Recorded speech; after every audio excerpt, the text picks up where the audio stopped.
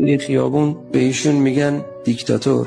راست میگن، او دیکتاتوره. کسی که 35 سال رهبر عالی یک کشور باشه اما اجازه نده رو پول اون کشور عکسش بیاد، حتما دیکتاتوره. کسی که اجازه نده اول کتب درسی بچه‌ها عکسش بیاد، حتما دیکتاتوره. کسی که وقتی میخواستن توی پایتخت یک خیابون مهمی رو به نام او نامگذاری کنند و او جلوش رو گرفت، حتما دیکتاتوره. کسی که تمام رهبران دنیا روز تولدشون روز جشن عمومی هست اما مردم این کشور 35 ساله اصلا دقت نکردن کی تولد او هست که بخوان براش جشنی بگیرن، تبریکی بگن، حتما دیکتاتور. کسی که تا شنید مهماندارای هواپیما اول پرواز هواپیما بعد از اینکه بر حضرت امام درود میفرستن نام او رو هم میارند و بر او هم درود میفرستن، گفت جلوش رو بگیرید، نذارید این کار رو انجام بدن، حتما دیکتاتور. او حتما دیکتاتور.